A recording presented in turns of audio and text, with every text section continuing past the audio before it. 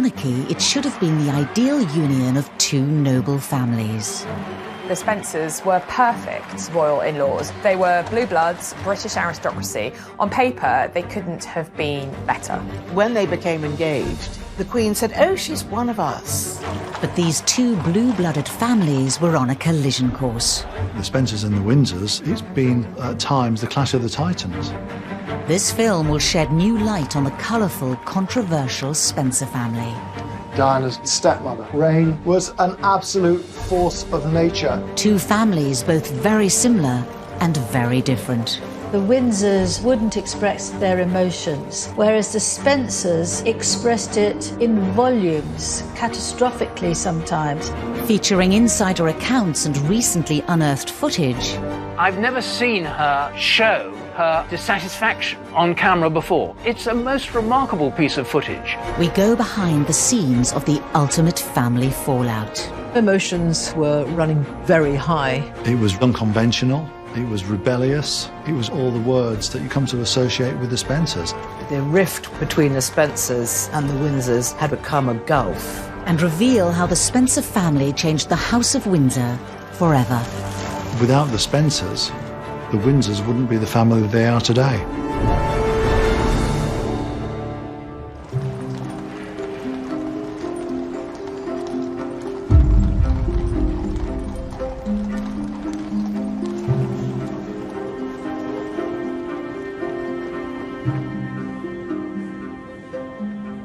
When Charles Spencer went to the pulpit, we expected it to be emotional, but his eulogy was explosive.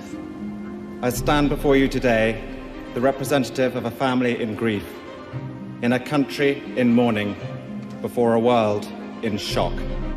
In front of the royal family and a global television audience of billions, Diana's younger brother launched into a devastating attack on the House of Windsor. I thought, oh my goodness, he's actually damning the royal family. I pledge that we, your blood family, will do all we can to continue the imaginative and loving way in which you are steering these two exceptional young men.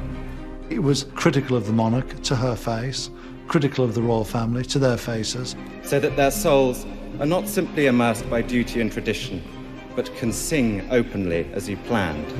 Earl Spencer's eulogy was an extraordinary act of rebellion. For centuries, there had been a strong alliance between the Spencers and the Windsors. Charles Spencer, making this eulogy, was looking across the coffin of his sister towards the Queen. And the Queen is his godmother. That's how closely bound the Windsors and the Spencers are. Earl Spencer's emotional eulogy laid bare the differences between the Spencers and the royals. Differences that had existed from the moment the families first met.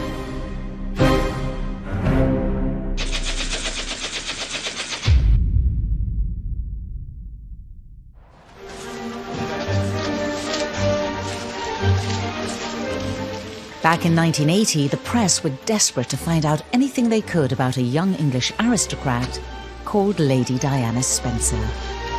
From the moment she was pegged as a girlfriend of Prince Charles, Diana's life had been turned completely upside down. She'd gone from being just a regular girl about town, albeit a very upper-class one, to suddenly the centre of media attention. It was absolutely overwhelming. While the world might have only just learned her name, the royal family knew the Spencers well, very well. And as a Spencer, Diana would make more than a suitable spouse for the heir to the throne.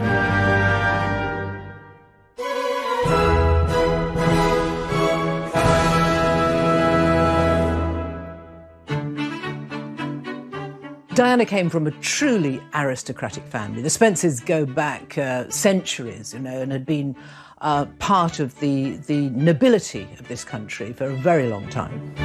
The Spencers of Althorp came to prominence in the 15th century, when their enormous fortune brought them an earldom from Charles I. For the next 300 years, the Spencers were regulars at the royal palaces. You can look to almost every generation and you'll see that there's a connection between the Spencers and the Windsors. Both of Diana's grandmothers served the Queen Mother in one way or another. In many ways, Diana was more royal than the royals. She could trace her ancestry back to the first Tudor king, Henry VII. She could trace her ancestry back to James I. Her blue blood was absolutely impeccable. Diana was proud of her heritage. She always used to refer to the House of Windsor as the Germans because her family, the Spencers, had been in Britain for many, many years before the Windsors moved from Germany. So there was that kind of generational snobbishness that her family was, if not as grander than the royal family. Centuries later, the Spencers and the royal family remained close. So close, in fact, that Diana wasn't even the first of her sisters to date the prince.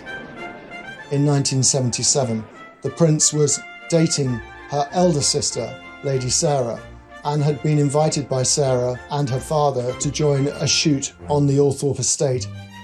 Sarah had the Spencer red hair.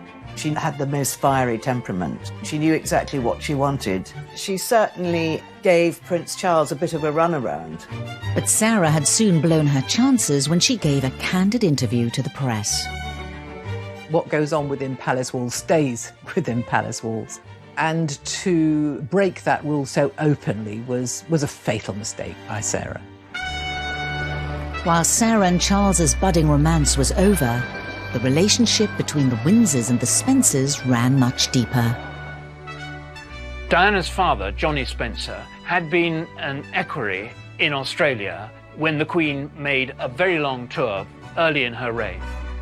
Johnny Spencer was about as dim as an aristocrat can possibly be. His commanding officer in the army had said that if you set his trousers on fire, it would take him 10 minutes to realize that his bottom was burning. But that was not a big disadvantage because he knew how to behave, he was extremely polite, his manners were impeccable, and he revered the royal family. But the Queen's relationship with Johnny Spencer was more than professional. There was a strong bond of affection between Johnny Spencer and Queen Elizabeth. When he was serving in World War II, they corresponded too. So he would be a number of eligible young men that may have even been considered to be a future husband to the Queen.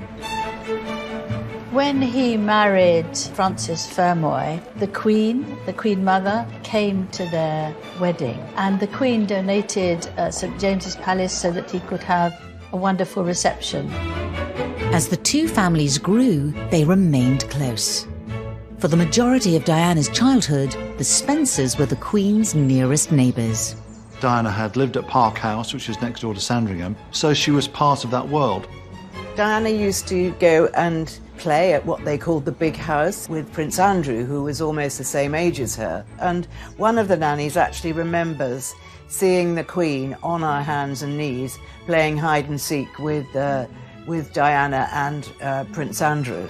The Queen Mother and Lady Fermoy, Diana's maternal grandmother, plotted to see if they could get Charles to marry Diana.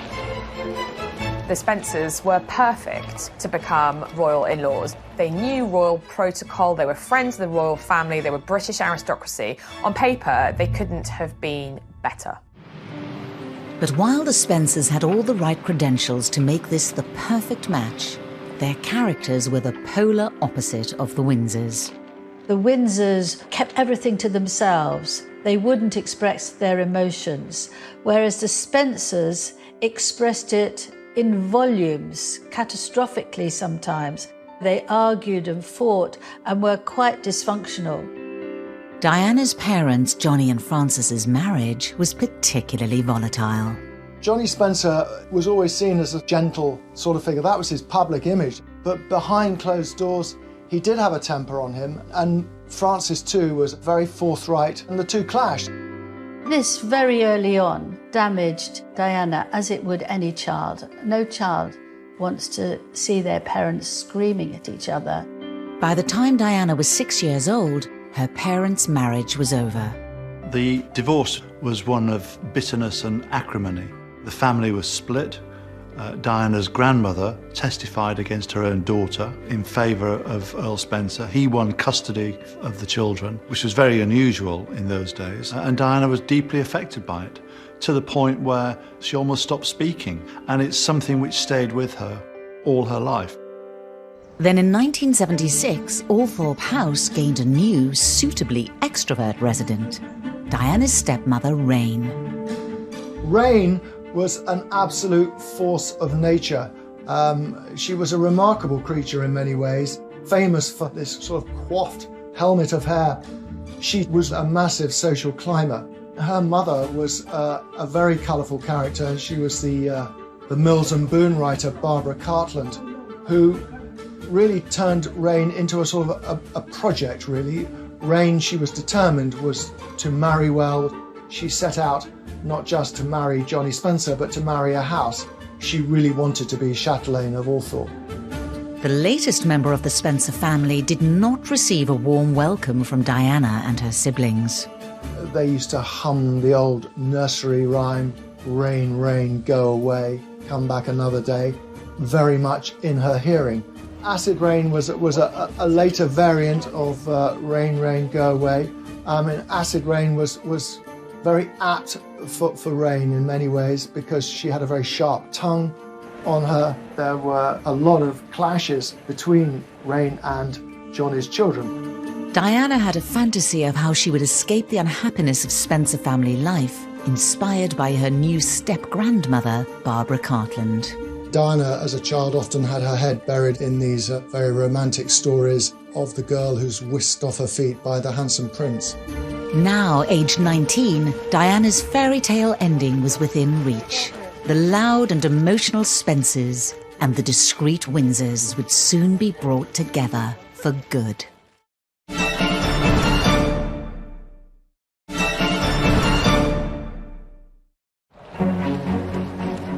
By February 1981, after just 13 dates, Prince Charles was ready to pop the question to the eminently suitable Lady Diana Spencer.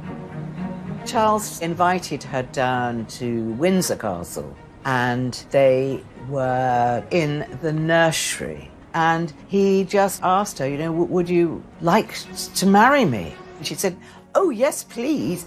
It was just the ultimate dream for her.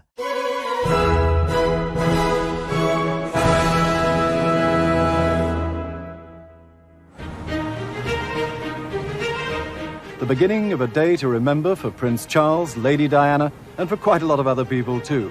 The long-awaited, much-written-about engagement had happened. Diana had aristocratic blood, so when they became engaged, the Queen said, "Oh, she's one of us." The Spencers were respected aristocrats, but this royal union would propel the family to global fame. Johnny was taking one picture after another. It was very sweet. Very happy for Diana, very happy.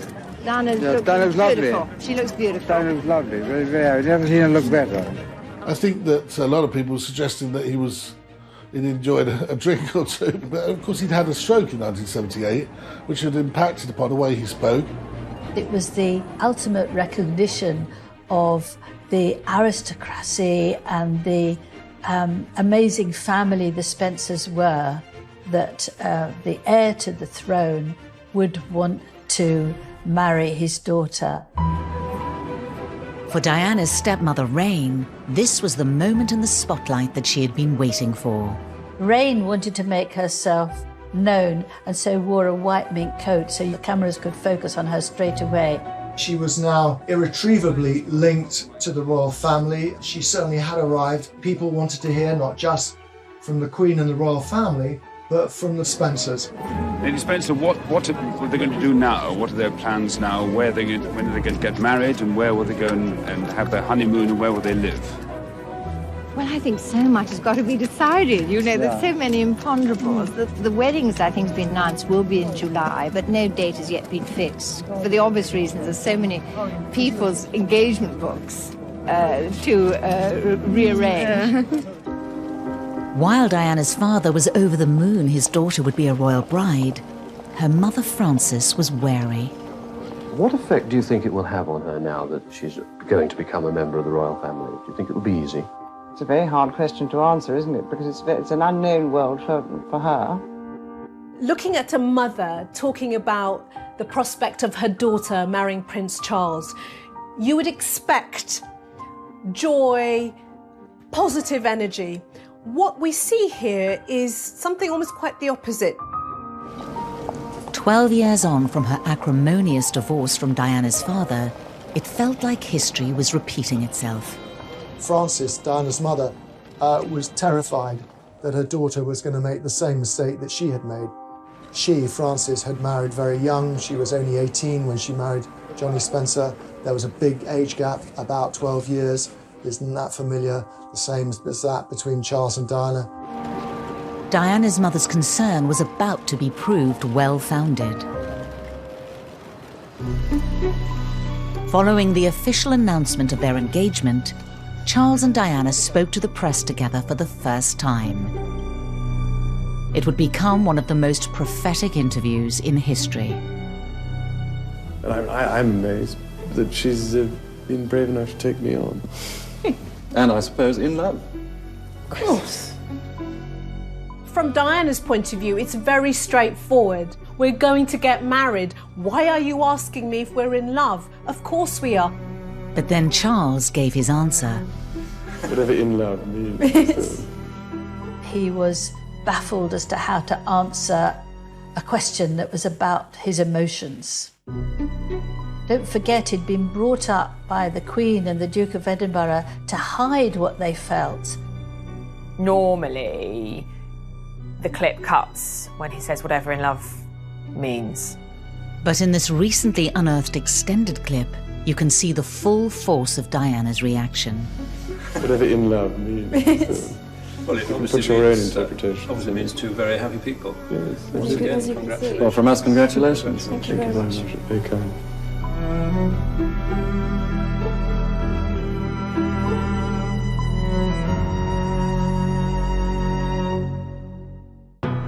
God, it's incredible looking at that now. I haven't seen that before. The expression on her face is so eloquent. I've never seen her show so clearly her dissatisfaction with him on camera before. It's a most remarkable piece of footage. The silence between the two of them hangs terribly heavily. Diana realised she couldn't be a Spencer and show what she felt. She had to be a Windsor and keep it all under wraps. You can actually see the light go out behind her eyes. She felt almost her world collapse.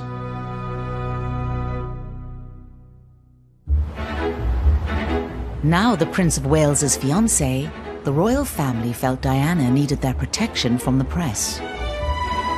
And so for her last few months as Lady Spencer, Diana stayed at Buckingham Palace. It was the perfect opportunity for the Spencer, who was soon to be a Windsor, to get to know her future in-laws. Diana has talked about being traumatised by her own parents' divorce. She saw getting married and belonging to the Windsor family as an opportunity for her to create a stable, loving, secure family for herself. Moving into Buckingham Palace would have been quite a shock to the system. Prince Andrew was away in the Navy, Prince Edward was away at school, the Queen and Prince Philip, of course, were in residence, but royals don't just drop in on each other. Diana complained about her life at Buckingham Palace as being very lonely. She felt isolated. Diana had serious cold feet. She said to her sisters that she was going to call the wedding off. And the sisters said, "Too late, Dutch," which is their nickname for Diana. "Your face is on the tea towels now, so you can't chicken out."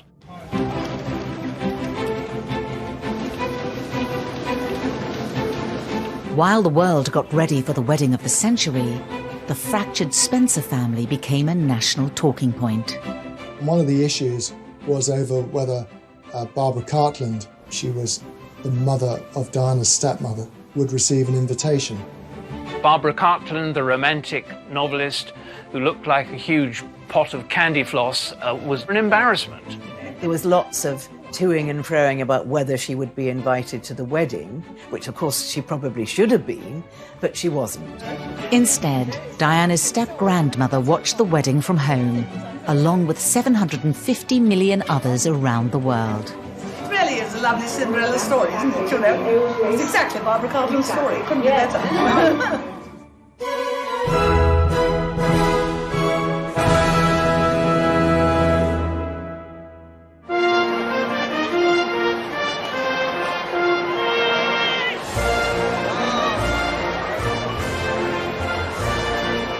I can say a word. May I say a word? Please do. Yes.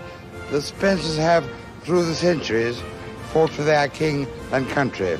Today, Diana is vowing to help her country for the rest of her life. She will be following in the tradition of her ancestors, and she will have at her side the man she loves. He was identifying the Spencers and the royals and saying that to bring them together, to unify them, was an act of patriotism. Are you at all apprehensive about today? Not in the least. I'm looking forward to every moment of it. Johnny Spencer could barely contain himself on Diana's wedding day. As Diana said to me, he was waving himself stupid. He loved it. There were two reasons why everyone was looking forward to the moment Diana emerged from that carriage. One, of course, was to see Diana in the wedding dress, and the other was to see how Johnny Spencer, her father, would cope with that walk up the aisle. Earl Spencer's stroke greatly affected his mobility. Now, the steps at St Paul's Cathedral are precarious on a normal day. Once they'd navigated the stairs, then it was about a 3.5-minute walk down the aisle.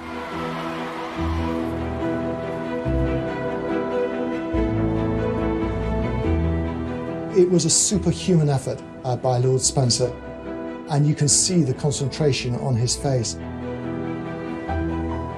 He said that Diana walked him down the aisle, and it was incredibly moving.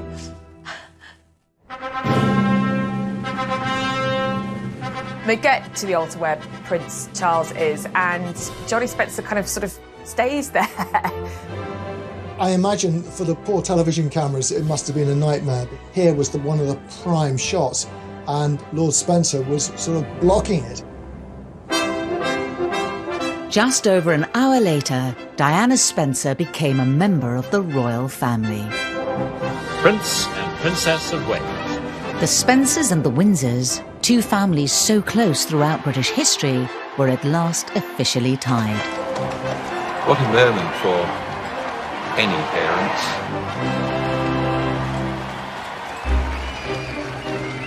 The happy couple headed off on honeymoon. They spent a very great deal of their honeymoon at Balmoral. 6 weeks with your in-laws. I'm afraid it wasn't the best start to married life. It wasn't long before the differences between the Spencers and Windsors began to reveal themselves. Diana showed how unhappy she was. The Queen really had no time for what she regarded as a sort of self-indulgent, emotional stuff that Diana was pulling on the royals, and she said that Diana would have to buck up. Then on the 21st of June 1982, the Spencer and Windsor families were irreversibly joined together forever. By royal proclamation, the birth of Prince William was announced. For the Spencers, their blood is in the future King of England, so their place in history is assured. Diana's mother Frances and her sister Jane rushed to the hospital, where they were the first of the extended family to see the new royal baby. Minutes later, the other happy grandmother arrived, the Queen.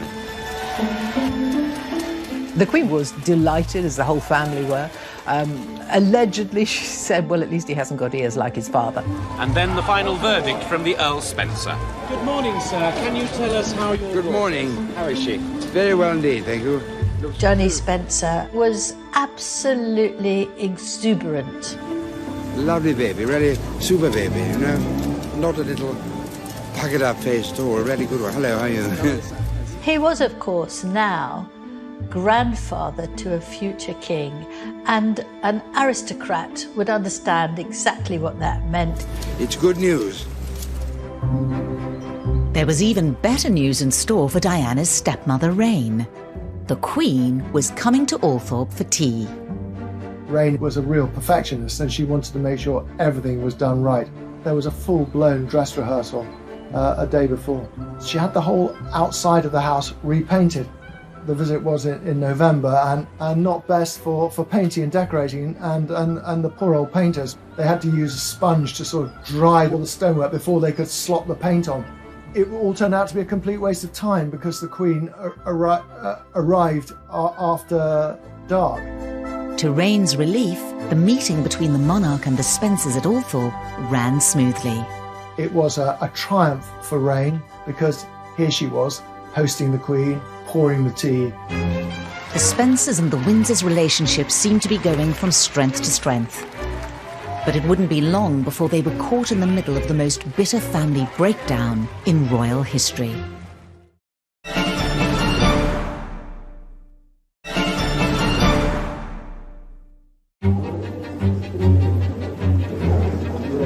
The House of Windsor and House of Spencer were forever linked in 1982 with the birth of Prince William. When Prince Harry came along on the 15th of September 1984, the Spencer family blood was suddenly coursing through the veins of the second and third in line to the British throne. Like any father, Prince Charles was keen to introduce his two sons to each other at the first opportunity. And so it was that Prince William was led by the hand back to the room where he was born 2 years ago. Unlike his brother, Harry seemed to have inherited those striking Spencer looks, something Prince Charles clocked straight away. He's alleged to have said, "My goodness, you know, he's got red hair." And that was clearly a remark aimed at the Spencer family. Their distinctive hair was already visible.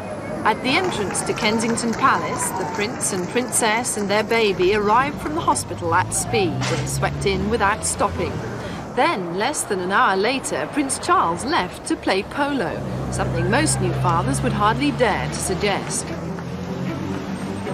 The news that he had more or less dumped Diana and Harry at Kensington Palace and hurried out to play polo seemed astonishing, but that was often the royal way.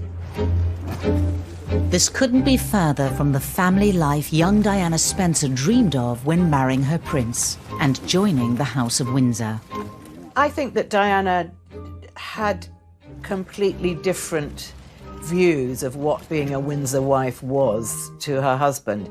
To Charles, it was all about duty. It was about producing the heir and the spare, which she had done. I think she felt that perhaps her life was very much of secondary importance at this stage. From Diana's point of view, I think what she wanted was warmth and emotional connection and security, all the things that fell apart for her when she was growing up.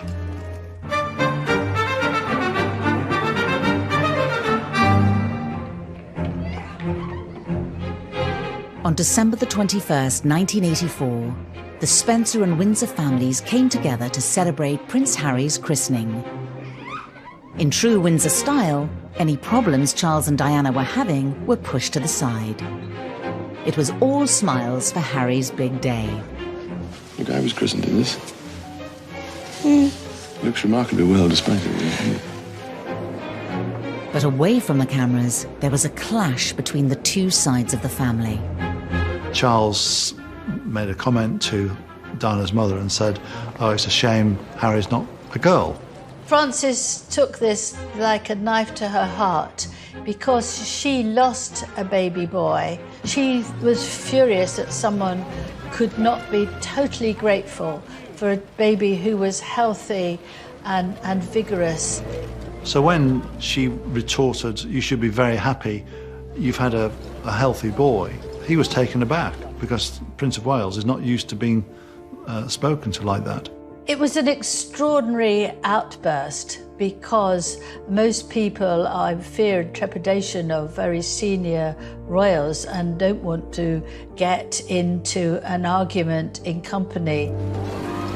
Confrontations like this were not the norm for the reserved Windsors. As Diana struggled to find her feet as a Windsor wife, the royal family hoped she could maintain a stiff upper lip. But as a Spencer, that did not come naturally. Diana was very troubled at this stage of her marriage. She was deeply suspicious about Camilla Parker Bowles. She believed that Charles still loved Camilla, was probably seeing Camilla, and this forced her even further into her eating disorders, I think. Diana would scream and shout and get hysterical and cry, and Charles absolutely had no idea how to deal with a person like that. The Windsors found Diana's fiery Spencer temperament completely alien too. I mean, the Queen Mother allegedly once said that the Spencers are very difficult. And Diana was proving that she was indeed quite troublesome to the royal family. The young woman they remembered from the courting days who had charmed the royal family was a dim and distant memory. The royal family don't do sick, and if you're cold, you put on a sweater. If you're sick, you take an aspirin. And Diana's moods, staying in her room, not coming down for breakfast, running out of the room during dinner, these were baffling aspects of behaviour as far as the Queen was concerned. It wasn't long before the Queen had a Spencer knocking on her door for marriage advice. I think Diana would have felt it was quite normal to go to your mother-in-law and say, look, things aren't working out. Oh, you know, what should I do with your boy, with Charles? How shall I treat him? And the Queen just replied, I don't know. And as Diana then said, what sort of help was that? The Queen was a bit of an imperial ostrich who didn't want to be burdened with Diana's emotional baggage. I wonder whether she would have felt trapped inside, you know, the palace walls. Here I am on my own. I don't feel that there's anyone I can particularly turn to.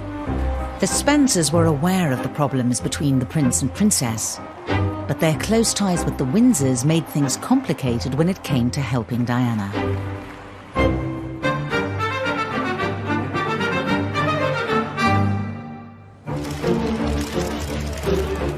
Diana's sister, Lady Jane Fellows, was very close to the Windsors indeed. Her husband was on the royal payroll. Jane was therefore in a very difficult position. She was Diana's sister, but she was also married to Robert Fellows, who was the Queen's private secretary or deputy private secretary. There was one moment when Diana and Charles had a disagreement.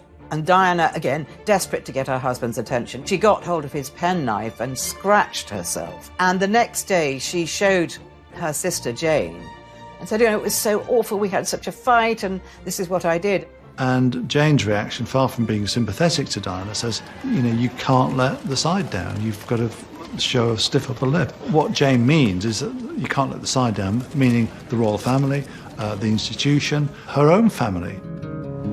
The Spencers were desperate for the marriage to work and powerless to intervene when it came to matters within the royal household. There wasn't a huge amount that the Spencer family could do for Diana, I mean, except for being there and offering her support. I mean, she was incredibly close to her older sister, Sarah. With Sarah, I think she could pour her heart out and hopefully get some kind of support, advice, guidance, or just an arm round her shoulder.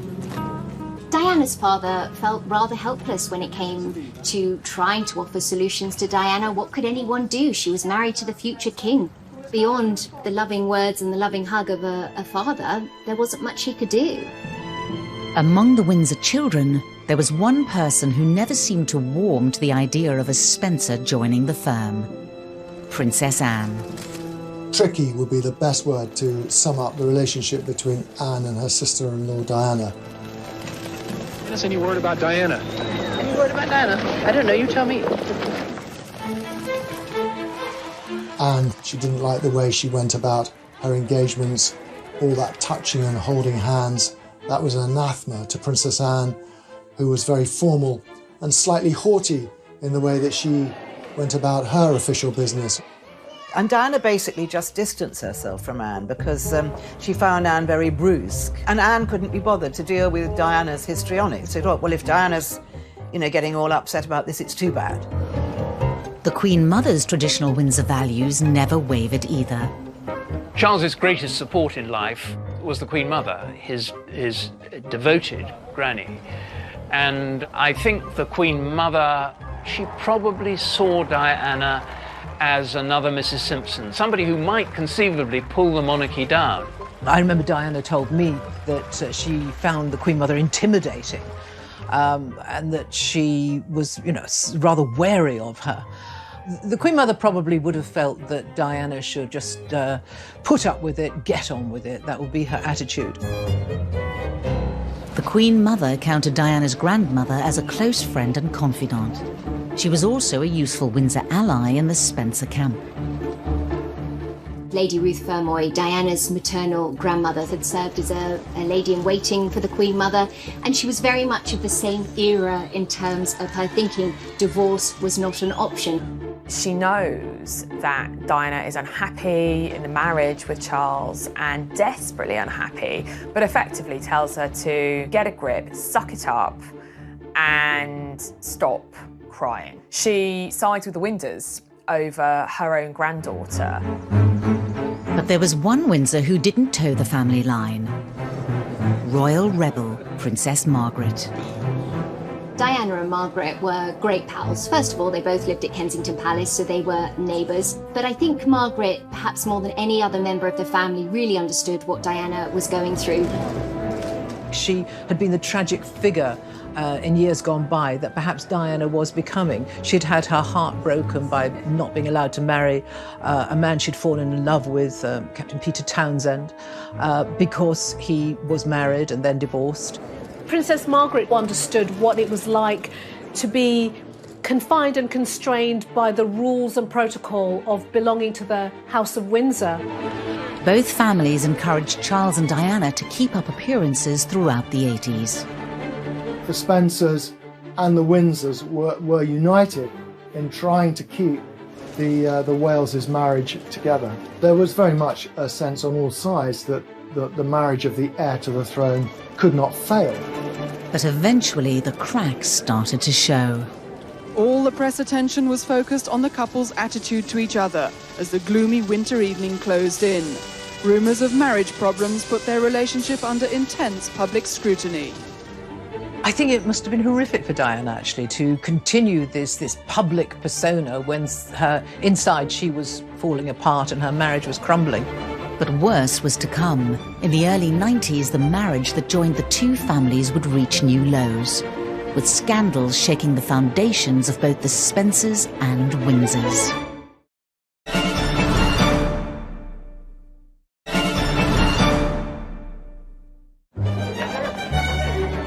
As the world's most high-profile royal couple fell apart, their families tried to support them.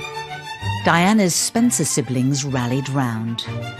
Diana especially was close to Charles, so she was thrilled when he was getting married for the first time and agreed that Prince Harry should be a page boy. Now, at Charles Spencer's wedding, Harry looked to be having an absolute ball, but Harry was always impish, he was always cheeky. Diana always said that Prince Harry's the naughty one like me, and she called him my little Spencer. Diana was very proud of her Spencer heritage. She wanted her children to be familiar with the Spencer side of the family, so it wasn't just going to be all about the royals. 1992 was set to be a difficult year for the Windsors, with 3 royal marriages in trouble. An unhappy Diana turned to her own family more and more, but the Spencers also had a terrible year. I mean, 1992 really was bookended by sadness and tragedy. The death of Diana's beloved father in March that year. That was a huge blow for Diana, and in many ways it may have precipitated the things that were to come down the line. Diana was really hit for six. And it also coincided with the kind of epoch of the War of the Waleses. She got little support from Charles. Her wreath said, "I miss you dreadfully, darling Daddy, but will love you forever, Diana." I think she relies on Sarah, Jane and Charles, her three siblings, as you would at a parent's funeral. Then, just 3 months later, the release of Andrew Morton's now infamous book rocked the royal family.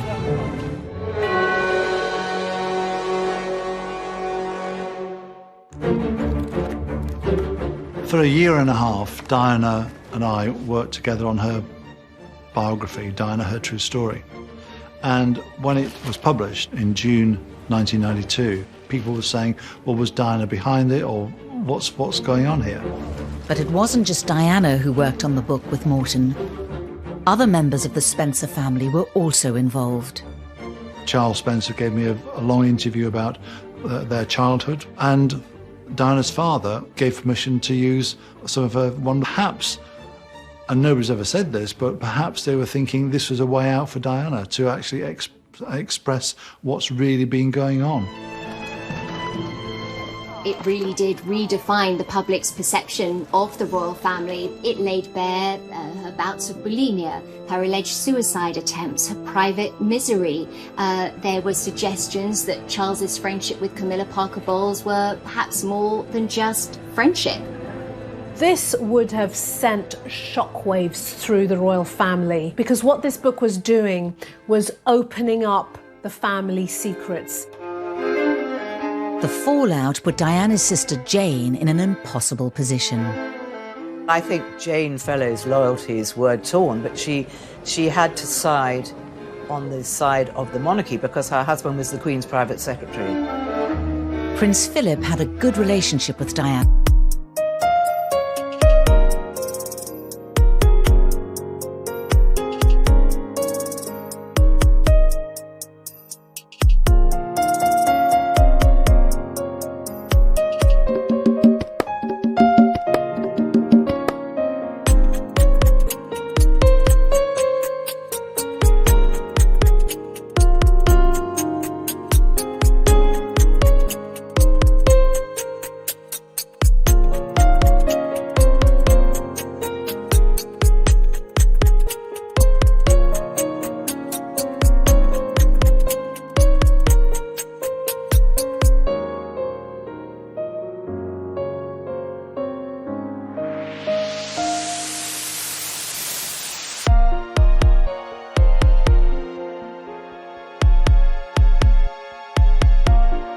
Years, but the publication of her biography changed everything.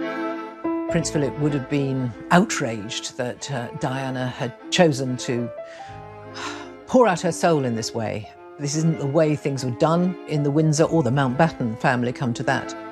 But what he did during that summer and autumn of 1992, he wrote her a series of letters which were tough and unflinching in many regards, but they were also full of compassion and understanding. He was saying to her, I too was an outsider who married into this family. I too had to make huge adjustments to my life to accommodate this weird and wacky world of the Windsors. But if I can do it, you can do it. Prince Philip's interventions were in vain. By November 1992, it was clear that the Spencer-Windsor union was over. The tour of South Korea was really the last hurrah, I suppose. It was a picture of unhappiness, of marital turmoil. On the 9th of December 1992, the inevitable announcement was made by Prime Minister John Major. It is announced from Buckingham Palace that, with regret, the Prince and Princess of Wales have decided to separate. Within days, the Spencer family took sides. As the marriage completely unravelled and the awful years that followed, they were immensely loyal to Diana.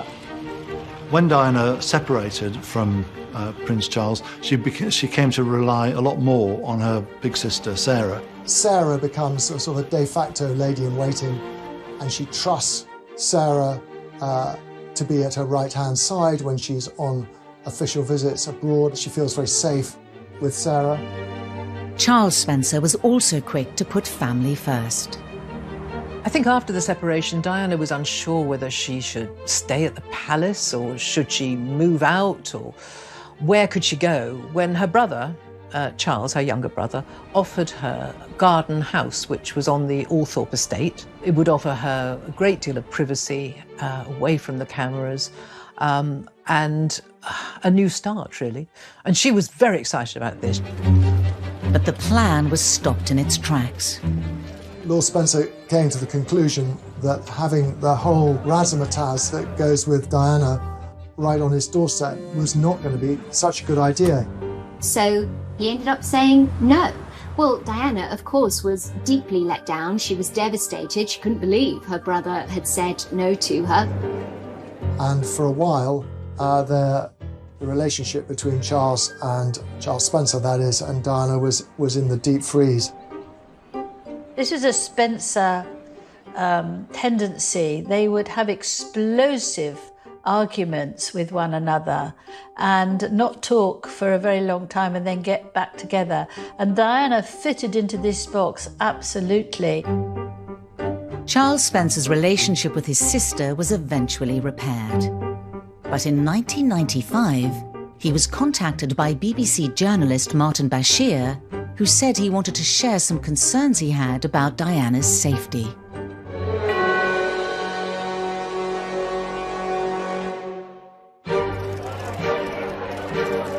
Martin Bashir approached Charles Spencer, saying he wanted to do an interview based on security breaches. He had this suggestion that Diana was being spied upon, so that was his in. He then managed to engineer a meeting with Diana via Charles Spencer. And, well, one thing led to another, and before we knew it, she was giving this explosive panorama interview to him.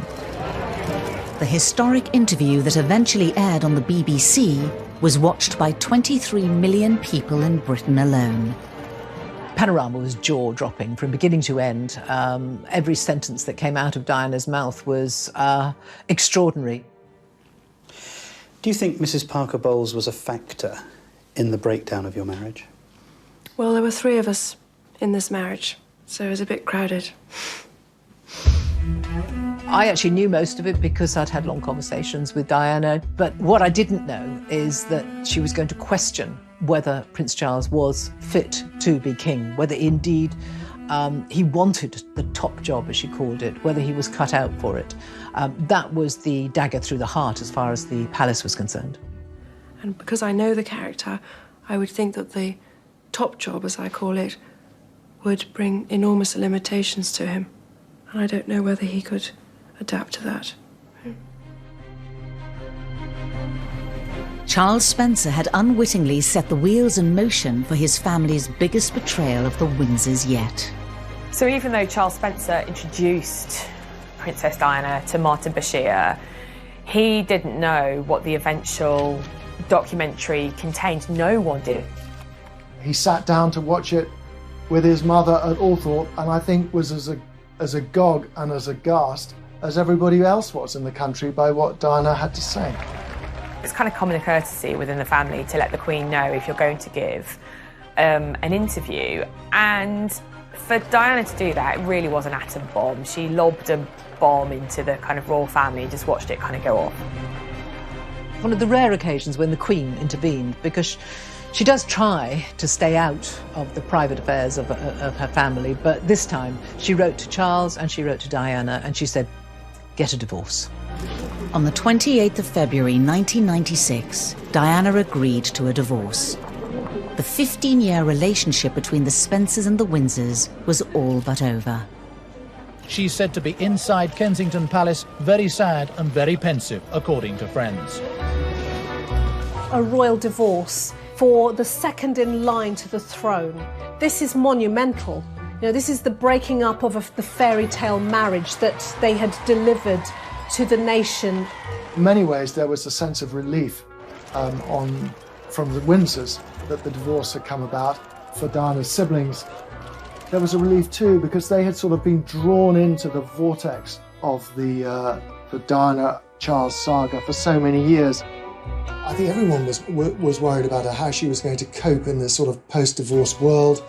You know, she'd been stripped of her royal title. What was she going to do? She had to find a new role for herself. And as the families began to slip apart, Diana embraced her freedom from the Windsors. No one could have predicted the tragedy that would force them back together.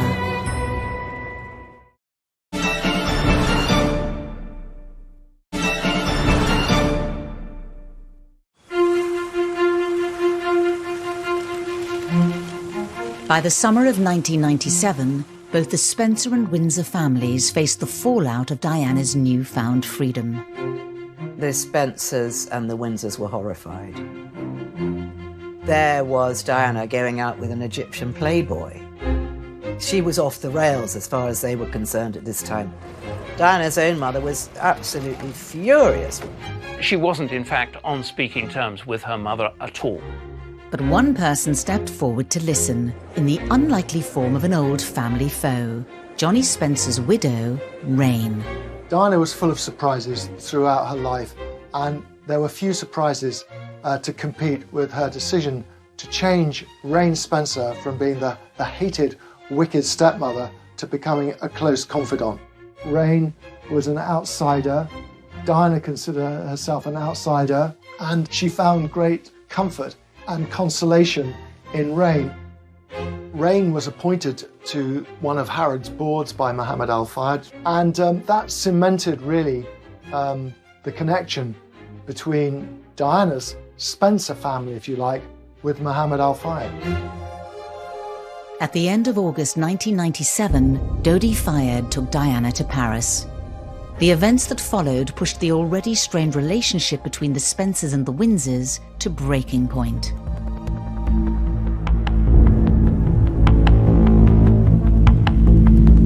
The Mercedes in which the princess had been travelling with Dodi Fayed. The driver lost control. The car span overturned and hit a pillar. News leaked out slowly to the Spencer family, and it wasn't clear whether Diana was alive or dead.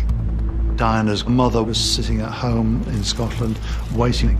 She gets one phone call, Diana's been injured, doesn't get another word. It was a terrible ordeal for the whole family to go through. Just this gradual seeping under the door of information. At 4 a.m, Diana was officially pronounced dead. The British ambassador phoned Balmoral to tell the royal family the news. As far as Prince Charles was concerned, when he heard the news at first, he was absolutely horrified, and he said everybody was going to blame him. But more than that, feeling this was going to have a disastrous effect on the monarchy itself. Prince Charles had made a decision, against the Queen's wishes, to go to Paris with Diana's sisters, Sarah and Jane, to bring Diana home. Charles fought for Diana more strongly after her death than he had done in her life. It was a strange irony. Thrown together in grief, the Spencers and the Windsors had less than a week to make arrangements. There was quite a tussle between the Spencers and the Windsors as to what kind of funeral they wanted. Is she a member of the royal family? Is she a member of the Spencer clan? Is she royal? She's no longer HRH. She's divorced. I mean, who is she? There was a huge falling out, certainly between Charles Spencer and the Prince of Wales, and they had a big verbal altercation on the telephone. So much so, the Prince of Wales ended up hanging the phone up on Charles Spencer. Charles Spencer was too Spencer-like and Prince Charles was too Windsor-like, so they never connected. The planning for the funeral was extremely fraught, but it was largely kept in the hands of the palace. Diana's mother was very upset that she wasn't really involved in the funeral. She really did have very little say, which upset her enormously. The Spencers would have preferred a family funeral, but I've no doubt as soon as they saw the outpouring of grief, it became clear that something much grander and inclusive than a private funeral was needed. And it was the beginning of a week of mass hysteria, I think. We went collectively into hysterical mourning about the loss of the princess. There was a kind of paralysing inactivity at the heart of the royal institution. Nobody really quite knew what to do or how to play it. And the Queen fell back on protocol, on tradition. People asked the mother of the nation to show that she was the mother of the nation, whereas her response was to be the grandmother to the boys and to stay in Balmoral. The public thought it was very unfeeling, and they thought the Queen should be down in London mourning with everyone, but that's not the way the royal family have ever done things. But of course, Diana's death changed everything. This is what people wanted, and this is what people expected. I think it's disgusting that they have not appeared or said a word. I think it's a disgrace on the whole royal family. And there was a really sort of strong feeling in the capital, almost a feeling of revolution. The Queen bowed to public pressure and returned to London with William and Harry the day before the funeral. It would have been a massive shock for William and Harry to see that kind of massive public reaction, some would say overreaction. People who'd never met their mother crying and screaming and wailing. William! Thank you so much. You know, grin and grip, smile, thank you so much. That smile, thank you so much. It gives me the shivers, actually.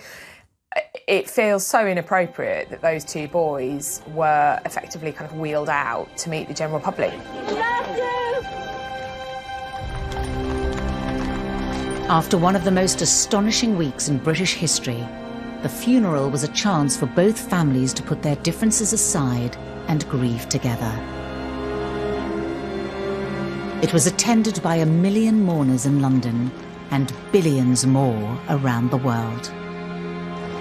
There was a sharp intake of breath at seeing these terribly young boys looking up at the carriage that carried their mother's coffin. Royal tradition is that the male members of the family do accompany the funeral cortege. Prince Harry told me, looking back, it was absolutely terrible that they would do this for a 12-year-old boy.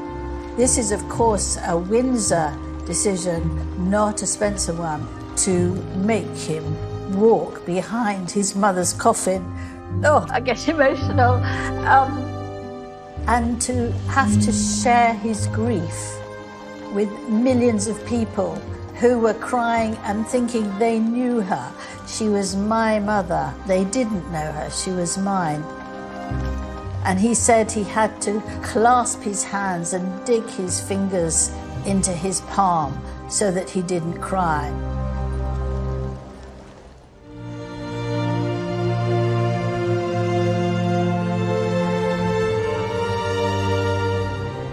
The division between the Spencer and Windsor families was there for all to see.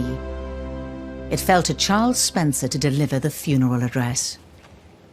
I stand before you today, the representative of a family in grief, in a country in mourning, before a world in shock. Earl Spencer's eulogy was one of the most astonishing speeches of the 20th century. On behalf of your mother and sisters, I pledge that we, your blood family, will do all we can to continue the imaginative and loving way in which you are steering these two exceptional young men, so that their souls are not simply immersed by duty and tradition, but can sing openly as you planned. It was devastating in its assault on the royal family, in the sense that it was suggested that the boys had been constricted by these old-fashioned fuddy-duddy traditions. I was reporting it sort of opposite the Abbey, and when we heard that eulogy, I thought, oh my goodness, he's actually damning the royal family. The eulogy was unconventional, it was rebellious, it was all the words that you come to associate with the Spencers. The Spencers do have a different way of dealing with pain and tragedy.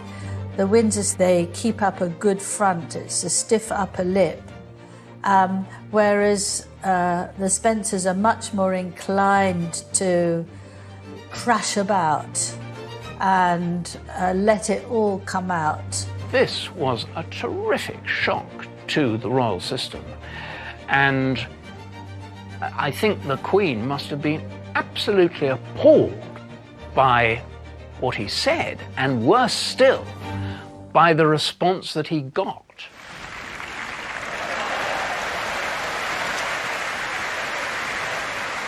Just as he finished, there was a sort of noise in the Abbey, and it sounded almost like hailstones on the roof, but actually it was people clapping outside, and that sound swept into the Abbey until the people at the front, the royal family, such as Prince Charles, Prince William and Harry, they went along with it too and started applauding him too. The only people that didn't, that I could see clearly didn't, were the Queen and the Queen Mother. And the Queen is his godmother. That's how closely bound the Windsors and the Spencers are. And I think it was extremely courageous of the Earl to make his feelings so pointedly known. This was a rapier thrust from her own godson, and I think the Queen was quite shaken by it, actually. It was possibly the most audacious eulogy in front of the Queen for hundreds of years by a member of the aristocracy. Critical of the monarch to her face, critical of the royal family to their faces. It was an extraordinary kind of act of rebellion. After the scathing attack, as the Earl reclaimed both Diana and her sons so publicly to the Spencer family, could the Spencers' relationship with the Windsors ever recover?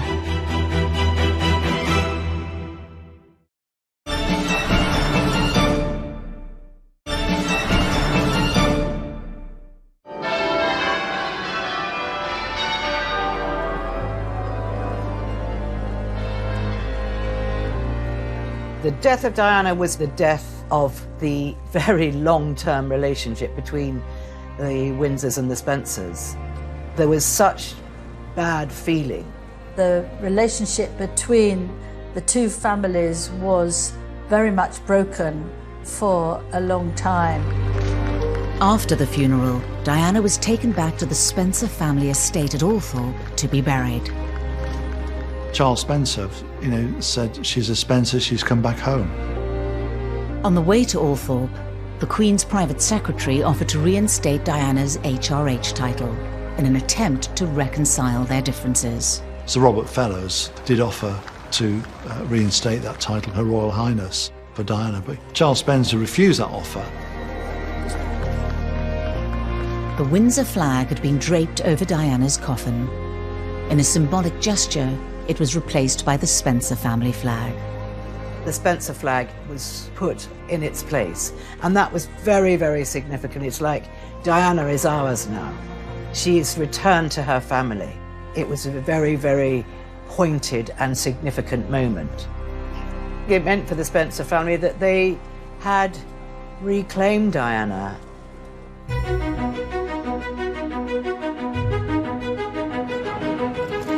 The Spencer and the Windsor families will always be linked by William and Harry. The Spencers have been more closely involved with Harry and William than we know about.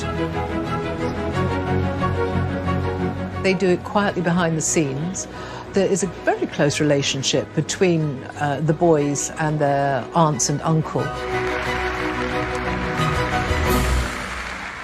Sarah Spencer was incredibly kind that very soon after Diana's death, she took to Eton the toy that Diana had brought whilst she was in Paris for Harry's birthday, and she wanted him to receive that, and that was a very kind aunt thing to do.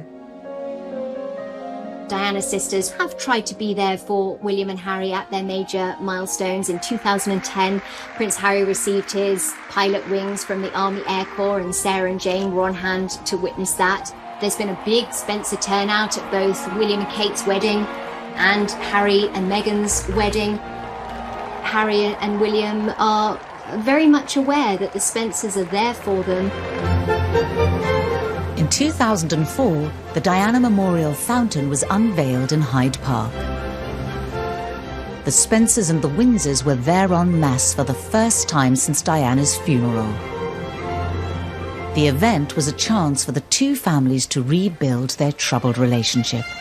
Of course, there were difficult times, but memories mellow with the passing of the years. It was a sort of truce between the two families that let's move on. We will try to repair the damage as much as we can. At the event, Charles Spencer publicly played down the rift between the two families. I think the whole anger or rift or whatever has been really overplayed in the media, and it hasn't been like that for us. But you know, emotions were running very, very high everywhere in those days after Diana's death and at her funeral. And I think in the years that have gone by, things have calmed down a great deal. But it would be a further 3 years before Prince Harry stepped forward in a show of public solidarity as a Spencer. At the memorial service for 10 years after Diana died, Harry actually crossed the nave of the church and went and sat with the Spencers for the service, and some interpreted that as a very public statement that he was more Spencer than Windsor. Harry particularly has wanted to show that he is very much in tune and in contact with the Spencer side of his family. Harry obviously looks like a Spencer more than a Windsor. Diana's nickname for Harry in the early days was My Little Spencer. And that's because he had the freckles, he had the red hair that is very characteristic of the Spencer family. And if you look at pictures of Sarah McCorquodale, Diana's big sister, she's the spitting image of Prince Harry, or rather he's the spitting image of her. He's a true Spencer as well. He's reckless, something of a rebel. That rebellious Spencer spirit lives on in the royal family through the princes. The relationship between the Windsors and the Spencers has been strained over the years, but both families are now invested together in the British monarchy. Both families have put the past behind them. They did have to bury the hatchet because William is the future king. He is part Spencer and part Windsor. By proxy, Diana is injected into the royal institution when William becomes king. For the Spencers, their blood is in the future King of England. I mean, he is half Spencer, William. Their place in history is assured because of the children that Diana had. The Spencers and the Windsors have been, at times, the clash of the titans. They've been two families with a deep relationship, and without the Spencers, the Windsors wouldn't be the family they are today.